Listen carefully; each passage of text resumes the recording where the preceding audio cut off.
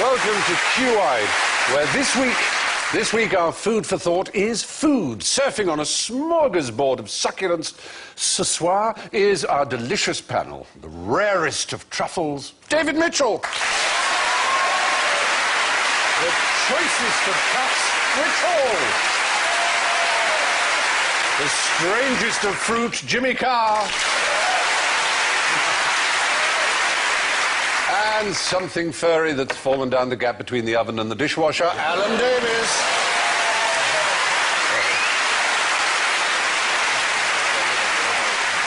Well, now we're all sitting comfortably, so let's ring for service. David goes. Jimmy goes. Rich goes. Alan goes.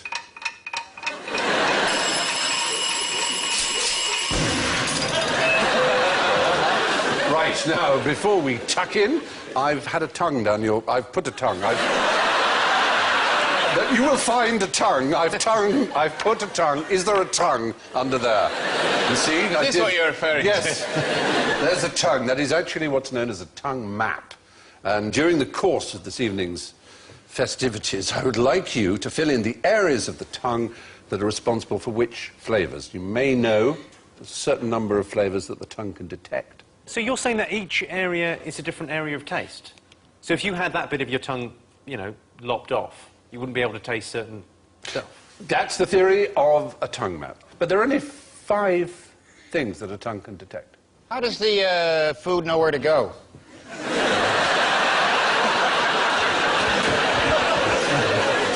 Anyway, while you're thinking about that, let's have a question. What kind of animal can you eat without killing it? Rich. Crabs, unintentionally. In the South. Yeah? In the deep South, in the bayou. On the bayou. Bayou. Yeah, yeah. Freshwater mussels, they just pick them right out of the water, and they'll have these tiny pink crabs crawling on them, and they're considered a delicacy. And they're alive. They're alive when you swallow them. These are things you can eat fully, an animal food stuff, but you don't kill the animal. So something that sort of comes through like sweet corn, except it's still running around. Oh! Is that what you're saying? No, I'm not saying it passes through the entire unharmed. digestive system. Right, no. oh, right. No. But it stays in you and This sets up a community. Whatever they put in Yakult. Well, They wither on about that, don't Yes, they? bifidus digestivum. Or L. Casei How stupid do they think we are? David, you know these things. I'm so Well, as I impressed. spend a lot of time watching television, Yeah. and listening to the new made-up science is very entertaining. I love the made-up science where they go, do you want to buy a tiny pot of off milk? Yes! And they say it's always such a good deal. Just try it for 9 weeks, and then if you don't feel better, then give up, because actually, if everyone tries it for 9 weeks, we're in the money. And do ladies sit around discussing bloating a lot? Is that a thing that happens? Have they tried, in the ladies, advert? if there are ladies Because watching this, they and they've been talking about bloating, Have they been doing have they bloating? tried farting like a doc? Oh. Because it works remarkably well for me. Trying to get someone to pull their lady finger. bloating. Lady bloating is different, I believe. Oh, they bloat differently. I believe so. They also talk increasingly on the television about being constipated as well. I've noticed In general, the standard of female conversation seems to be plummeting. That's true. What happened to the little ladies who used to be so refined? Anyway, no, because, I mean, actually, in a sense, you're probably right about bacteria, which would possibly pass through us and all the way and not be killed. But this is actually a delicacy. I'm inclined to give the point to Rich, because he's sort of accidentally right, only he's sort As of wrong usual. as well. It's not a story of my life. It's one of the most popular foods, almost a national dish in some ways, of Florida. Tapeworm. Not tapeworm. Now, that again is a sort of candidate for the answer. Didn't a tapeworm used to be a dieting thing? Yes. At the turn of the century, people weren't dieting and exercise. Well, that. There'd be a pill with a tapeworm And it would take it down, it would eat things. How did... That must work. Why don't we do It that? works very well. Well, there's the awkward moment when this tapeworm's got a bit large. The time has That come to remove moment of this, that awful 10 yards of Aye. worm. Yeah, you want to tie a string to it. You have to tempt it out with a little salty drink near your mouth. You have to tempt it out with a salty drink. This I don't know sounds what you... brilliant. No, but apparently that's how No, they you just dealt put with a tapeworm. Rolo One up end your or bum. another, you tempt it out with a bit of food. Yeah. Well, I know which end I getting- would prefer. Yes? Which end would you... I'm just saying. Which? What? You'd rather pull it out of your mouth than your arse? I think I'd go arse rather than Oh, mouth right. and the tapeworm. Sure, that's all I'm just saying. I think I'd have to have experienced a giant worm coming out of both orifices before I'd decide which was the least unpleasant. It's only one And, actually, and it turns out that's actually a question I don't want to know the answer to enough. Tempt it up like that, tempt it up a bit, get it up there, get its head out, and if you don't like it, take the thing away and put it down the other end, and But then, it'll do a bit of a Yui, and which could be agony. yeah, it could be agony. Tapeworm turning round inside you. Does it sort of reverse into the appendix and go round, or...? I think they can go, but they don't really move anyway. They just sit with their mouths open, don't they? Yeah. And they clamp themselves onto your... That's the thing about The wall of your tummy. They hang on. Aren't you supposed to sort gut. of, when you tempt them out, which at the end of your preference, don't you then sort of roll it around a biro or something? You know a lot about this for a man that's never tried it from either end. Yeah. It's obligatory to tie it round a biro. I don't Right. think you have to. I that mean, was the- have you heard somewhere that, what if you didn't, it would... What I heard is that you tempt it out, its head or whatever, one end of it comes out, and then you sort of roll it around something. There must be nothing more to keep depressing it than to coming. hear a tapeworm snap. And you think, well, that is stuck down there. You're thinking of the guinea worm, which is the one you pull out with a biro. Oh, right. Apparently. Is it some sort of a shellfish seafood item, like Yeah, a crawfish? No, it's really crayfish, exactly what... crab? It's a crab, but it's a particular kind of crab, very popular in Hermit Florida. crab? It's a stone crab. Oh, right. Stone crab claws are very popular. There is a stone crab, and the fishermen catch the crab, they snap off the claws and throw the crab back in, and it takes about a year for its claws to grow back. But it is considered a great delicacy, usually served with a sort of butter and mustard sauce, very popular indeed in restaurants up and down America, but particularly, as I say, in Florida. What does it do for a year then, armless down, wandering about? I mean, it's up to himself. So the crab is dismayed when it loses its claws, thinking, now I can't get any work done. All that stuff, I'm trying to rearrange the seabed. It'll be a year before I can do any of that. I'm just going to have to lay up. But it's almost like they're sort of fruit-bearing animals, aren't they? That's pretty similar to that, exactly. Yeah. Like an apple tree has its apples taken off, but the next year it grows more apples. So maybe they're trees. They're just seafoody trees. Yeah, They can walk around. Same DNA. You could have given me as an answer as well. There are certain tribesmen in the Masai Mara in northern Tanzania and Kenya who will drink the blood of cattle. You know, not kill them, but sort of slit the throat a bit and drink the blood, mix it with milk, actually. And then they bind up the wound again, and so they don't kill the cow. But that practice is dying out a bit. They mix it with milk, so they think that cattle have two drinks. You can have one or the other, or a mixture of the two. Fantastic, these two-drink animals. Anyway, stone crabs it is. They're returned to the sea alive and their claws have been taken off. Over the next year, they grow a replacement, although it's never quite as good as the first one. Now, what can you usefully teach an oyster? Yes. Is it, you know, not to get its hopes up? Or to, you know, expect lemon juice and death? Don't try and put up a struggle, it'll never work. You teach it when you get lemons, make lemonade. Oh, Cheer it on. When you get lemons, you're seconds away from death. Because you're not like that kind of crab. well, when you think about it, there's not much an oyster can do, really. is You could teach it to blend into parties and make it look like it was invited. there? True. Could you teach it Because to... if you went to a party and there's a snack tray, no one ever says, who invited the oysters? That's true. No one says that. Can you teach them how to do impressions? They do a brilliant impression of a whelk. You could probably teach it rudimentary percussion. That's... It probably would just, if you showed it a castanet, it would probably think, I can do that. Well, you're very close now. What it is that out of the water, oysters will stay fresh so long as they're closed. But, of course, they live their lives opening and closing their shells in order to let nutrients in, which they filter. So the thing is to teach them to keep their mouths closed for long periods of time. And you do that? Well, the French did. Yeah. The French simply hit them with metal rods, which makes them close. And they would do that for longer and longer times. And they would learn, they would respond, because they know they got hit all the time. The French really have a gift for cruelty. They do, don't they? Very special. But what happened in New York, when they first arrived in what is now New York, the settlers, they had never seen such a profusion of oysters. Some of them were a foot long. But they couldn't transport them around any other parts of the States because they would go off, because they had their things open and there was no ice around. So what they did was they would move them up the bank at each tide so that they had more and more time in the air, and that would teach them to have their mouths closed for longer. So they would learn to have their mouths closed for longer and longer and longer until they had them closed all the time, long enough for you to transport them and sell them and eat them without making people ill. Well, there we are. That's your oyster. Now, how did the Mounties use fruit machines to get their man?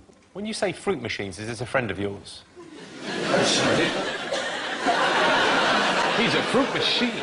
That guy's a fruit machine. Well, you're right in a sense. something they say. The fruit machine was a nickname. It wasn't actually a one-armed bandit. It wasn't a gambling machine. It's going to be something to do with actual fruit. Is it? No, it is actually the meaning of it that Jimmy, in his rapacious and, if I may say so, politically wildly incorrect way, went for. Sorry, well, the Mountie uniform's quite fruity. No, it's easy to forget with the Mounties. That's the Canadian police. If you're a policeman in Canada, you're a member of the Royal Canadian Mounted Police. Oh, that's all of them there. That's the... So they have no unmounted police? Well, that must I don't know. That must be difficult on raids in small flats. Ow, my head! Well, you should see the squad cars. They're a mess, David. They are a mess. Imagine trying to chase a heroin addict up a small staircase on a horse. That's ridiculous. Heroin addicts would know to head for the small staircase. Yes, they were. It's like trying to police a country with Daleks. Which would never work with the disabled access we got now. The Daleks can get everywhere. Yeah. They could certainly Jimmy, get are an you entry. saying that you think that disabled access is a Dalek conspiracy? Yes. That is exactly what I'm saying. I had a great uncle in the Royal Canadian Mounted Police. Oh, well, you might know about When you say a great uncle, your favourite? I didn't know about it until I did one of these family tree things. Oh, yeah. And he was in the First World War, and he had his leg blown off. Oh. And he went to live in Canada, and he became the chief constable of the Vancouver Canadian Mounted Police. Wow, amazing. I don't know if they were struggling for men. He got a job One straight away and advantage went of straight being to a the mounted top. policeman is it's, you know, you don't need two legs. The horse has got four to do it all for you. Essentially, their whole police force has too many legs to start with. They've got 6 legs per policeman, which means they're policed by insects. That's not so silly, David.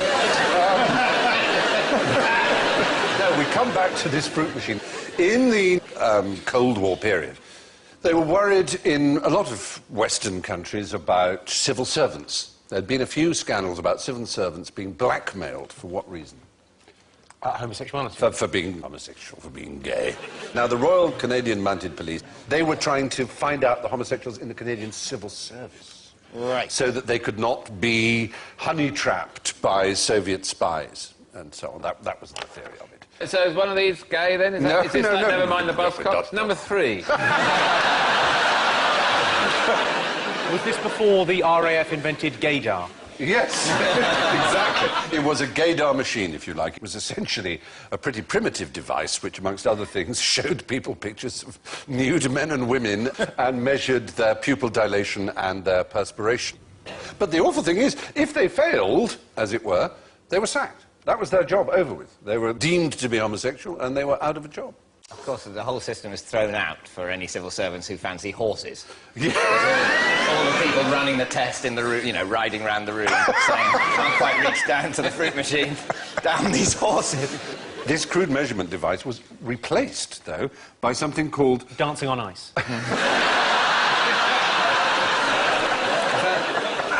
Do you like dancing on ice?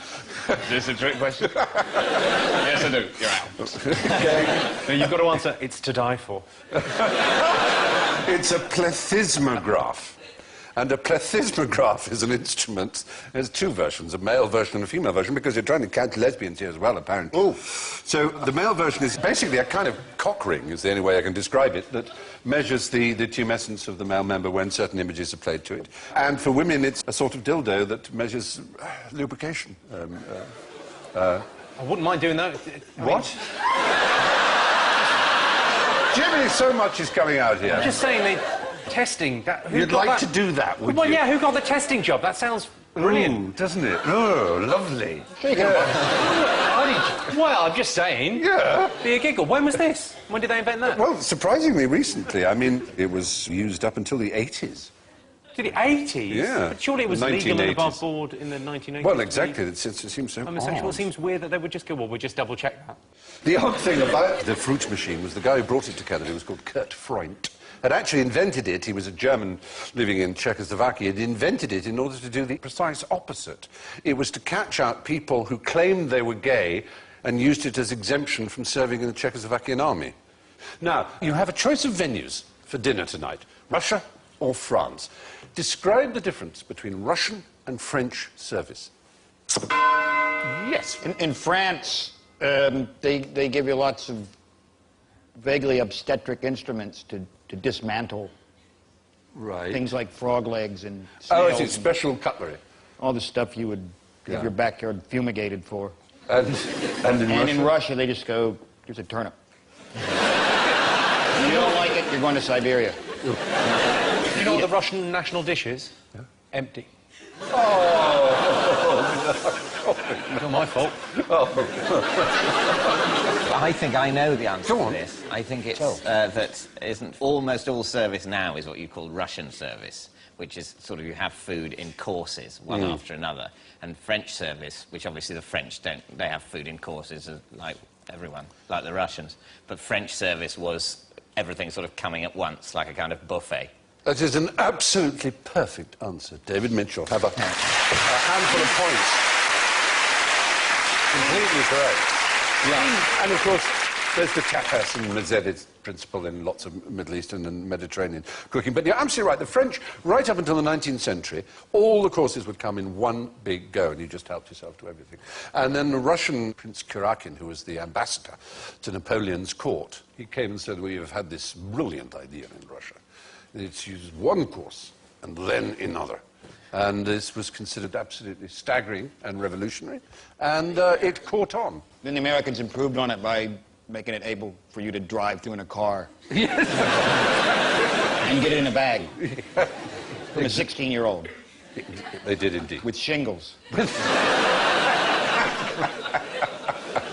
I mean, David, I have to call you my teacher's pet, and you get a special fanfare instead of a forfeit for that, because that is absolutely brilliant. There you are. So you are teacher's pet. I don't feel that cool. It's not a cool thing to be, I'm afraid, but you No. do get points. And for some people, that's important.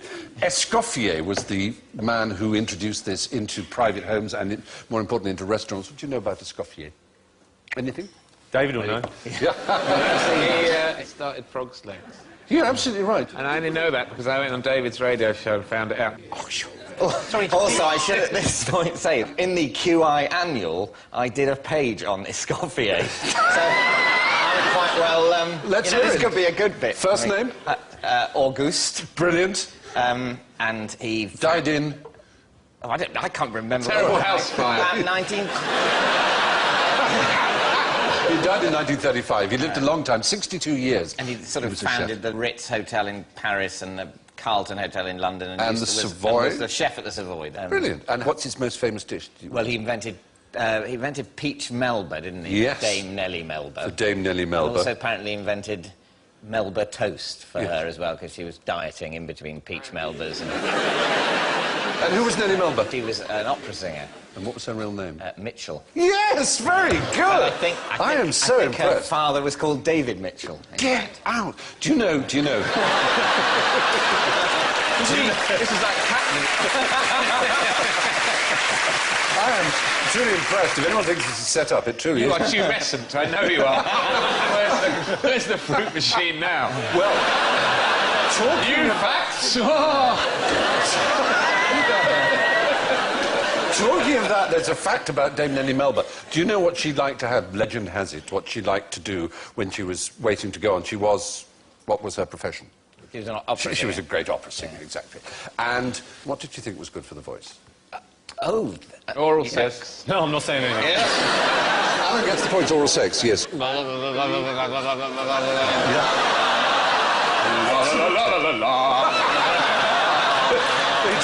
It turned her from a dramatic soprano into a bass, unfortunately. Anyway, I mean, I don't know, can I make you a double teacher's pet? Yes, I can! I'm going to give you another fanfare, because that was so extraordinary, your day. Yeah, look at that. Bravo. Yeah. I don't want to rain on your parade, but if you look closely, Stephen's pupils have gone 10 times bigger. I am, as Alan rightly said, aroused by people who are passionate about interesting facts. Now, the fact is, until Escoffier introduced service à la Russe to Western Europe, meals were normally served all at once and eaten in whatever order you fancied. Now, since I gave up Greco-Roman wrestling a few years ago, I've put on quite a few pounds, as you might be able to tell. Do you have any tips on how I can turn this fat back into living muscle? When you say you've given up Greco-Roman wrestling, you can't change who you are, Stephen. No, I know. Who do you think invented Greco-Roman wrestling?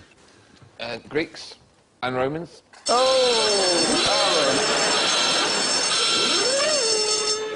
Now all you have to say is Mr. Wrestling. No, actually, it was the French, and they thought they'd give it a classical sort of thing. You There were want two... some men rubbing against each other. There was freestyle wrestling, catch as catch can, as it was called. And they wanted this other form, which didn't involve... You couldn't do anything below the waist, as it were. You couldn't hook people... You couldn't use your legs. You couldn't hook people onto the ground. You know what Mae West said about all-in wrestling? If it's all in, why wrestle? But, good. Yes, you think about it. Finally, this show gets back on firm heterosexual footing. Yeah, exactly. Yeah.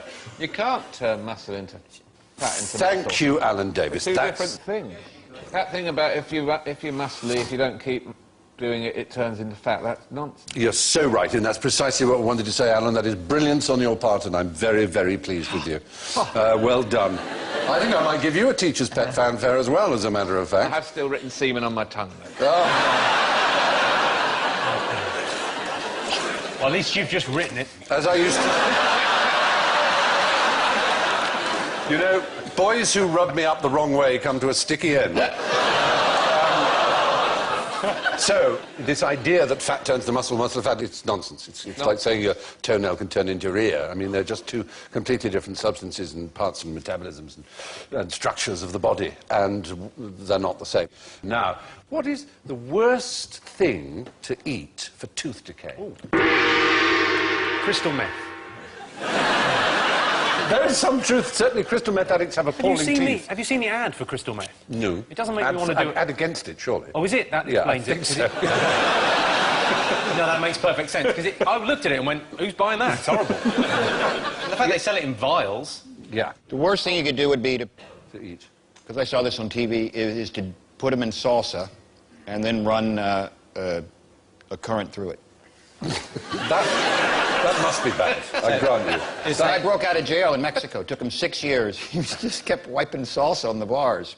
Oh, my And eventually, after 6 years, the acid broke down the steel. Oh. And then they went, it was that Mythbuster show. Oh, well. And then they ran a current through it, and it just happened in days. Gracious, how brilliant. So you wouldn't want to do that. If your teeth were like iron bars. I would just say, don't run a current through your teeth. No, at all. that's a good full stop. You're right, you're right. I know, it's Can not be. going to be sugar, is it? You're trying to make us say The sugar. point is, there's something worse than sugar. Sugar is quite bad, but the thing about it is it dissolves quite quickly in your saliva and is out and away from the teeth. Whereas potato starch is just about the worst thing because it hangs around in the teeth much more than sugar. Crisps are a particularly bad thing. The bits of them stay up and you may think, oh, well, at least it's not sugar. It's not like having an opal fruit stuck in there. But actually, it's really bad.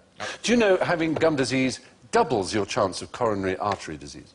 It's a bit scary, isn't it? Does it double your chances, or is it just there's a correlation between the two? No, there is a direct causal link. Bacteria from the mouth find their way to the heart. A lot of disease in the heart actually is disease. It is infection, not just bad lifestyle and being lazy. It is actually, you can get a virus in the heart, can kill people very commonly, or bacteria. So flossing is good for your heart? Yes, that's a good thought, isn't it? How about Well, that? don't try and floss your heart.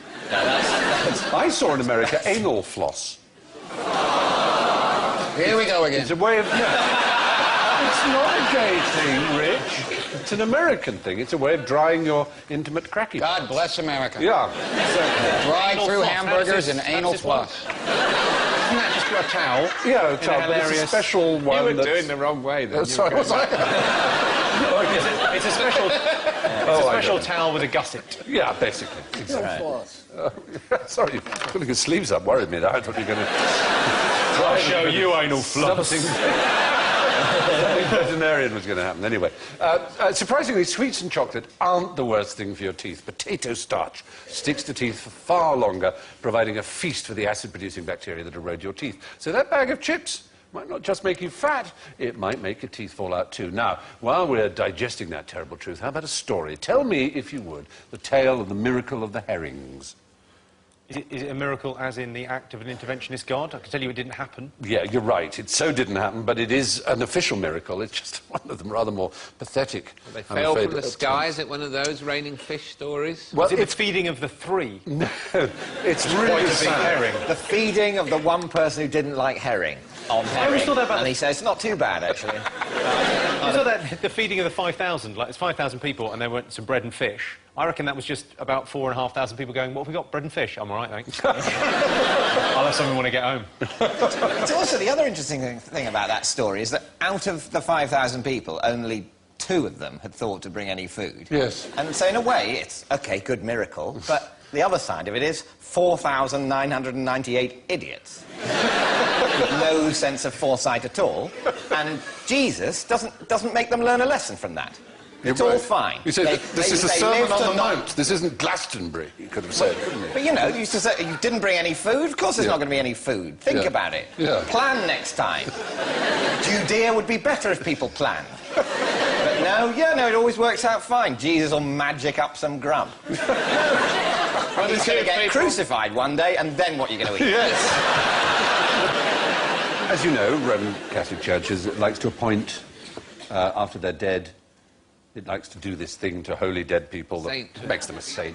And they're fast-tracking one at the moment. I read about this, Padre Pio. They're trying to fast-track And it. they're trying to fast-track Mother Pope. Teresa, of course. Yeah, Mother Teresa. But this is one of the great 13th century divine creatures, as it were, a theologian philosopher called Thomas Aquinas.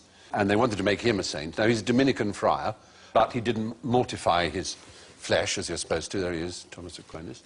So they couldn't, that was a bit bad.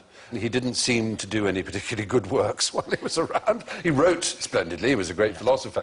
And they had to try and find a miracle for him, and there was no miracle until someone told a story that apparently on his deathbed, he said, I could really fancy a herring, some herrings. Have you got some herrings?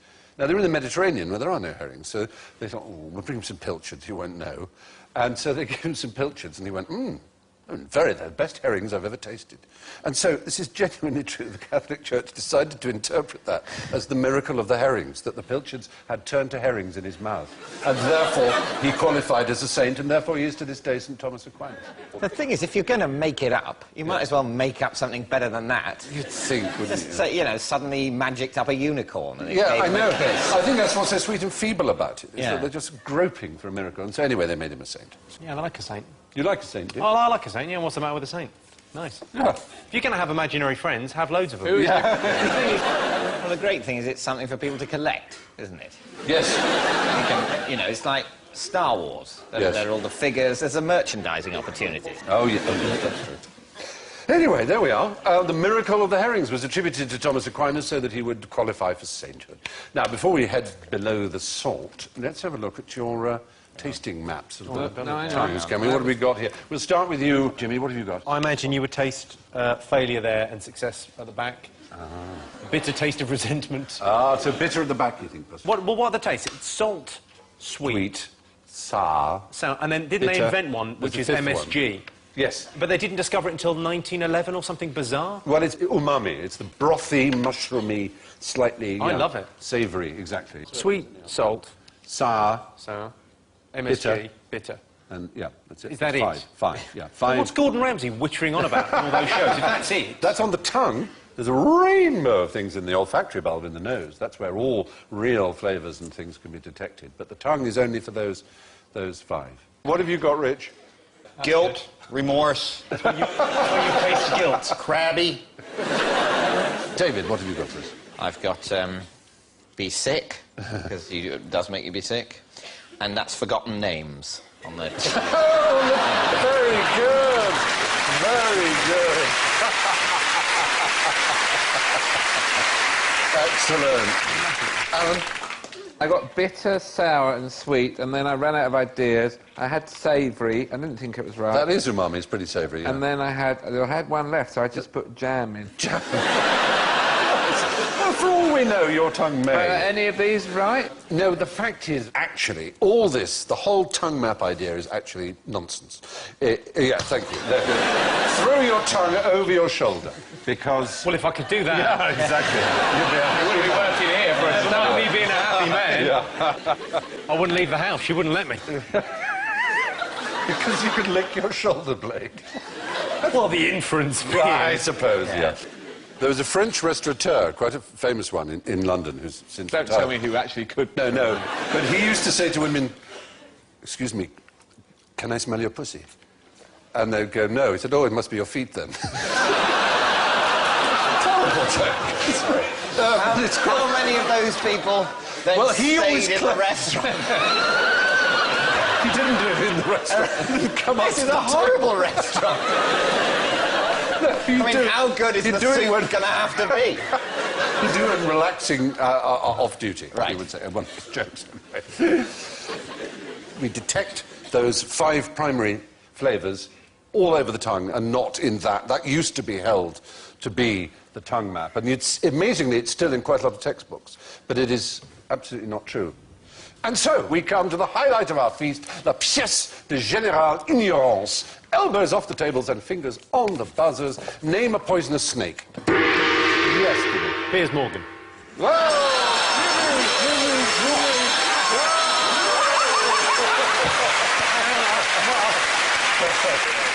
Poison is not the same as venom. It can't be. Because there are loads of poisonous snakes. You sounded so like Jonathan Creek just then. You suddenly hit. Just somehow with the pen. Yeah. It's just so right. You I've went... got it. I've got the answer. It can't in a locked be. room. There are lots of them. Yeah, It's a well, trick. we haven't named one yet. I'm not going to. They're all going to be up there. I refuse. You're so right. It could have been... Because You were hoping... we were hoping you'd say cobra and He said it! rattlesnake. And all those sort of things. But of course, the word poisonous does not apply to them. It means if you eat it, it makes you well. very ill or kills you. But venom goes... Venom is something injected into your blood. So those are all venomous snakes. But there are only two poisonous snakes we could find. Ones that if you ate, they would kill you. You know, like a poison fruit or a poison berry. And they are, in fact, there's the Japanese grass snake. Rhabdophis tigrinus becomes poisonous by eating toxic toads, in fact. And it stores them in little glands in its neck.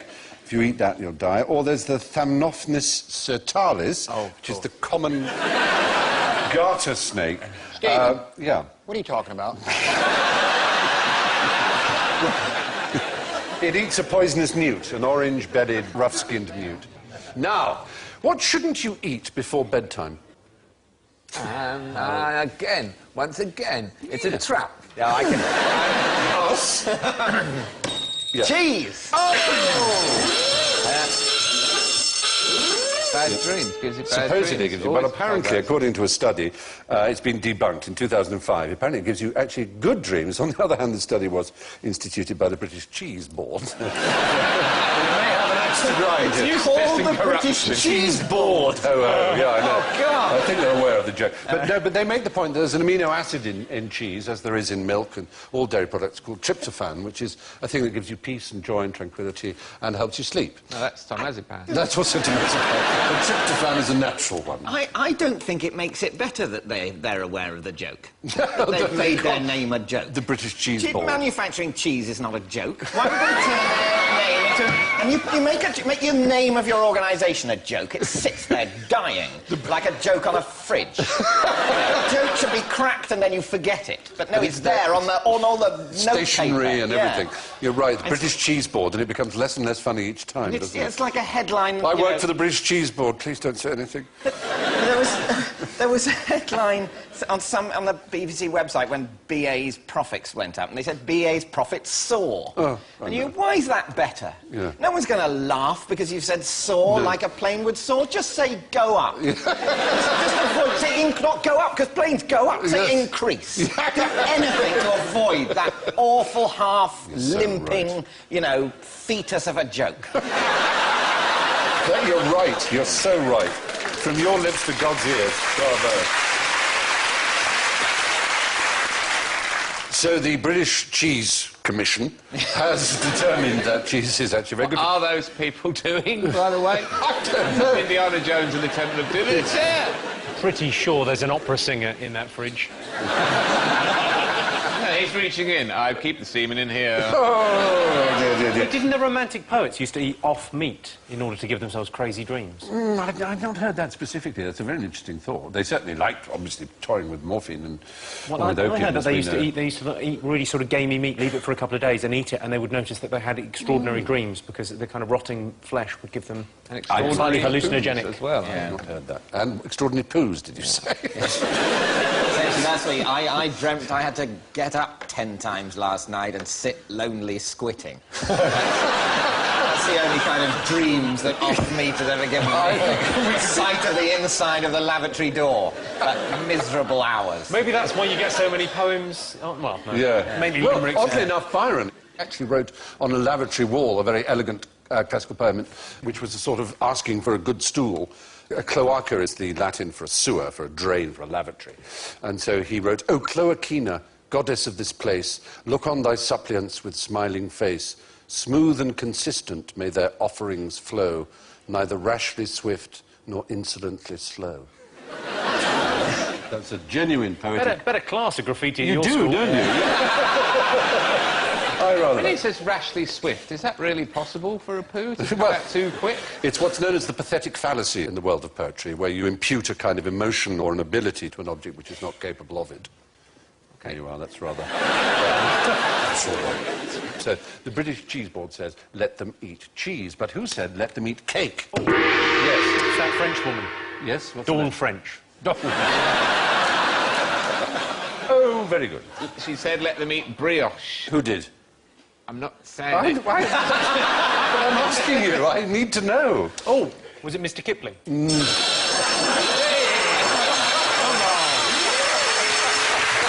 Oh, Jimmy. Oh, no. Marie Osmond. Marie Osmond. Kirsten Dunst. No. Kirsten Dunst in that shocking film. It's the worst film ever made since Revolution with Al Pacino. Did it involve cakes? Oh, a Marie Antoinette film. Yes. Oh, was it? Is it So would you say, what? Yes. Who said it? What you... Marie Antoinette. Why are you keeping on saying Marie Antoinette? Because I wanted that to happen. No, Marie Antoinette didn't say it, or if she did say it, she was quoting it. She was born in 1755, as every schoolboy knows, and the phrase was seen in print in 1760, and Jean-Jacques Rousseau claims to have seen it in 1740. So it's an old thing. It's this idea that it was Marie Antoinette is not true. I think it's unfair. You want to hear the whole conversation. Yeah. They haven't got any bread. Let them eat cake. They haven't got any cake either. Oh, I understand this is a problem. Yes. I'll in some way talk to the ministers about it. We'll see what we can do. That might well have been the accusation that one grand lady or another committed this particular gaffe was in circulation at least 15 years before Marie Antoinette was born. Now, what makes up more than 70% of the internet? Ooh. It's my personal collection, isn't it? Of what? Of gentlemen's special interest literature. I think we know what you're talking about. If you're going to be like that... No, it's just quite surprising. They did a survey on behalf of the American Civil Liberties Union, who were very annoyed about some legislation that Bush was trying to push through, which they thought somewhat prohibitive of personal liberty, and they discovered that less than 1% of the internet is pornography. Less than 1%. You say that, but I was typing in a thing the other day about... I wanted to know why German people are so fastidious. So I typed in German anal, and it was... I lost a week, Stephen. I lost so bad. You emerged bleary-eyed. Kindly pull back the curtain. I need fluids. 7 days. Of all email traffic, 85, in fact, up to 89%, is spam. It's as simple as that. Trying to sell you Xanax and penis enlargement. Exactly. Soft Cialis, whatever that is. The annoying thing about those, I get loads of them, most of them from my girlfriend, but it's the ones from my mum that really hurt. Yay! Yes, a recent study has established that the World Wide Web is less than 1% pornography, and on the other hand, 89% of all emails are spam, which is good news if you're looking for cheap pills or you want to increase your extremities. The exciting thing is that that brings us to the coffee and liqueurs, as it were, to the end of our little dinner and l'addition, s'il vous plaît, garçon. And let's have a look at the scores. Well, it's pretty unsurprising to those who've been paying close attention that our runaway winner with a full 10 points is David Mitchell. Hurrah! It's well done to David with 10, and it's medium with -2 to Rich Hall. Way! And it's a very rare third place for Alan Davis with -12.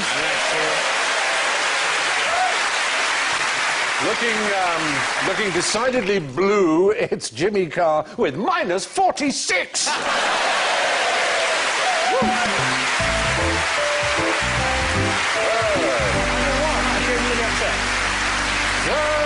It only remains for me to thank my fellow diners, Rich, Jimmy, David and Alan, and to leave you with the reproving words of our favourite dame, Dame Nellie Melba, on being presented with a gelatin-based pudding which had not been allowed to set properly.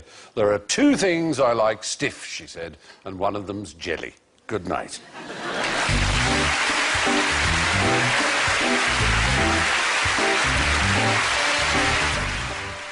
Colin Firth stars as a man struggling to rebuild his life in the late-night film next on BBC Two. From BBC Films, the psychological thriller Trauma is coming up in just a few moments.